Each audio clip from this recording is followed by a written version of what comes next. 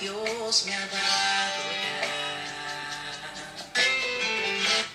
Muy buenas tardes, Dios te bendiga, hermano, amigo. Bienvenido a tu programa Peleando la Buena Batalla con tu hermana Luisa Fernanda Portilla. Vamos a hablar hoy de este libro maravilloso que nos ha dejado nuestro Dios, que se llama la Biblia, la palabra de Dios inspirada por Dios. Vamos a hablar de la inspiración y la unidad de la Biblia. Segunda de Timoteo 3:16 dice: toda la escritura es inspirada por Dios y útil para enseñar, para redarguir, para corregir, para instruir en justicia, a fin de que el hombre de Dios sea perfecto, enteramente preparado para toda buena obra. Algo que habla respecto a esta misma palabra de Dios. Tenemos segunda de Pedro 1:21 y dice: porque nunca la profecía fue traída por voluntad humana, sino que los santos hombres de Dios hablaron siendo inspirados por el Espíritu Santo. ¿Qué significa inspiración? Sabemos que Dios usó a hombres para que escribieran este mensaje y Dios les inspiraba esta palabra. Inspiración significa literalmente respiración, o sea que esta palabra de Dios fue respirada, salió del mismo ser de Dios hacia estos hombres. Entonces, no es que Dios, ¿verdad?, tomó la voluntad de estos hombres como máquinas, sino que mientras ellos meditaban, oraban, Dios los guiaba a escribir pensamientos inspirados por Él mismo. Entonces, no es una inspiración mecánica, sino que es algo, está mezclado la voluntad del hombre, el pensamiento, la personalidad del hombre con la palabra y la voluntad que el Señor les transmitía. A ver, ¿cómo sabemos que la Biblia es la palabra inspirada por Dios? Muchos dicen, bueno, la Biblia es un libro que alguien se inventó, mucha gente escribió, pero ¿cómo podemos estar seguros de que la Biblia es realmente la palabra inspirada de Dios? Vamos a estudiar primero la unidad de la Biblia, que es impresionante la unidad de la Biblia. La Biblia tiene 66 libros, 39 libros en el Antiguo Testamento y 27 libros en el Nuevo Testamento.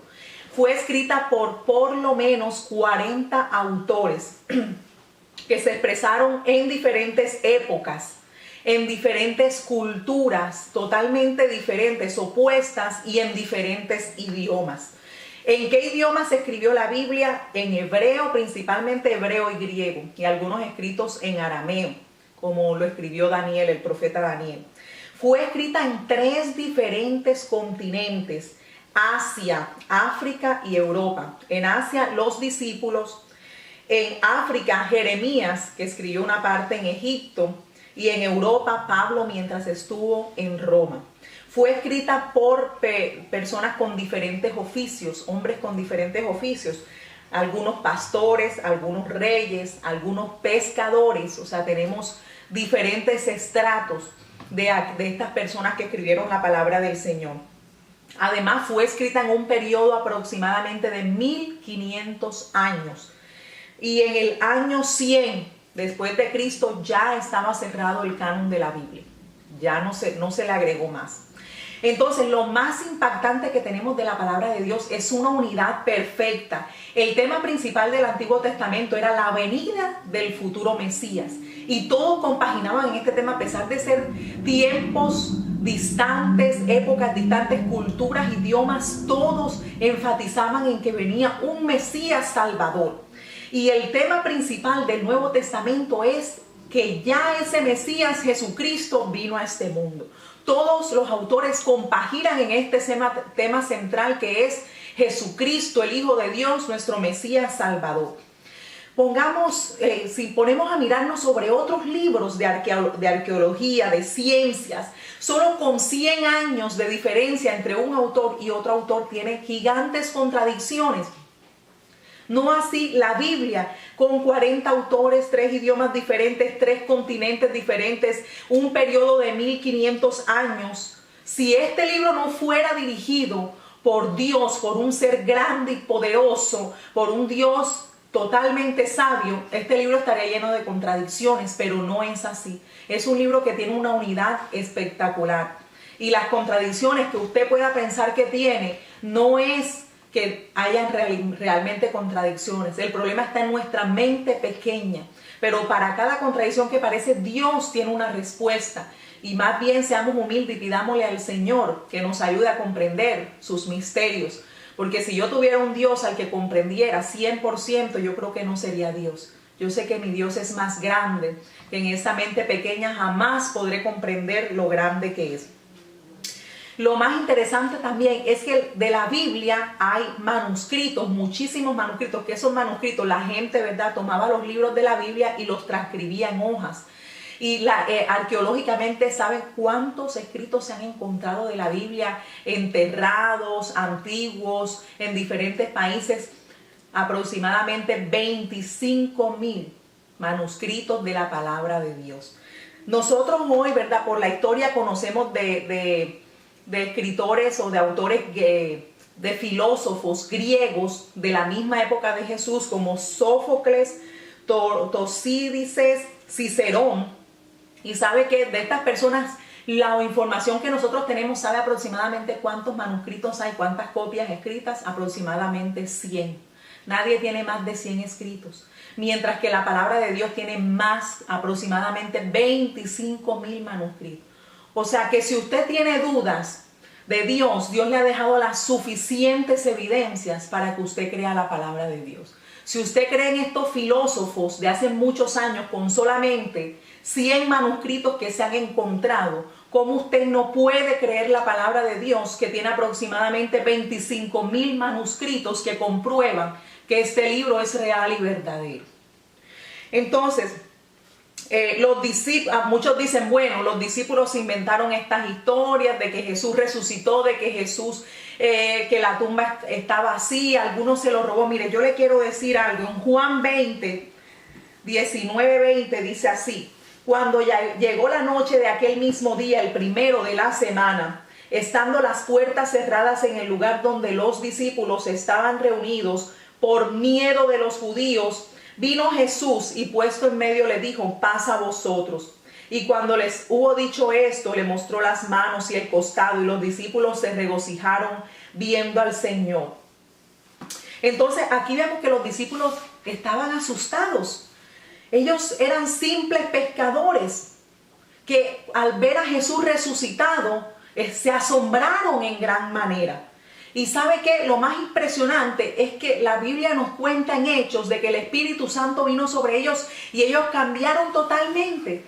Ya dejaron de ser esas personas tímidas, temerosas. Ellos estaban asustados porque el Imperio Romano era un imperio muy poderoso que había matado a su líder, a Jesucristo.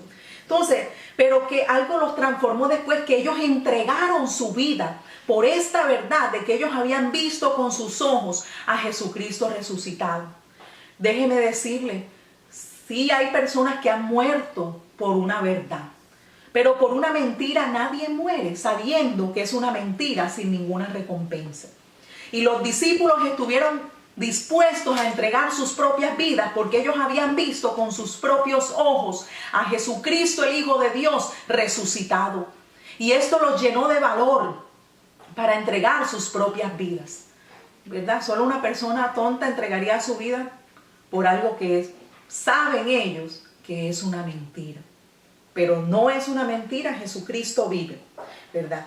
Otra prueba es que nadie ha podido detener el Evangelio, la palabra de Dios, por más de 2000 años. La palabra de Dios se sigue predicando. Este sigue siendo el libro más vendido. Muchos se han levantado para destruir este libro, pero lo que es de Dios permanece y permanece para siempre. Por eso Gamaliel, en Hechos 5:34, le voy a leer lo que dice la palabra de Dios. Hechos 5:34. Entonces, levantándose en el concilio un fariseo llamado Gamaliel, doctor de la ley, venerado de todo el pueblo, mandó que sacasen fuera por un momento a los apóstoles. Y luego dijo: varones israelitas, mirad por vosotros lo que vais a hacer respecto a estos hombres. Porque antes de estos días se levantó Teudas, diciendo que era alguien. A este se unió un número como de 400 hombres, pero él fue muerto. Y todos los que le obedecían fueron dispersados y reducidos a nada. Después de este se levantó Judas el Galileo en los días del censo y llevó en pos de sí a muchos del pueblo. Pereció también él y todos los que obedecían fueron dispersados. Y ahora os digo, apartaos de estos hombres y dejadlos, porque si este consejo o esta palabra es de los hombres, se desvanecerá. Mas si es de Dios, no la podréis destruir. No seáis tal vez hallado luchando contra Dios. Por lo mismo en Francia, un gran intelectual apellidado François Voltaire, él dijo que la Biblia no duraría para siempre, que él destruiría todo vestigio de la Biblia, que la Biblia no permanecería. Pero para sorpresa de todos los que vieron este acontecimiento, a los años de este hombre haber muerto, su misma casa en Francia se convirtió en una imprenta donde se reproducían miles y miles de Biblias, porque la palabra de Dios nadie la puede detener. Entonces, ni los césares romanos que persiguieron a los cristianos pudieron detener con todo su poder la palabra de Dios. Ni la persecución en Europa, donde mataban y quemaban a los cristianos en la hoguera, donde era prohibido tener la palabra del Señor. En aquellos tiempos cuando Martín Lutero encontró, ¿verdad?, lleno del Espíritu Santo, este libro revolucionó su vida y sabía que la salvación era solamente por la gracia de Dios, no por obras. Cuando se vendían las indulgencias en aquella época en Europa, nadie pudo ni podrá detener la palabra de Dios. Un libro fue el primer libro impreso en la imprenta de Gutenberg en los años 1400. Es el libro con más copias vendidas. Ningún otro libro se asemeja a la palabra de Dios, porque es el único libro que te dice a ti y a mí quiénes somos, de dónde venimos y a dónde vamos.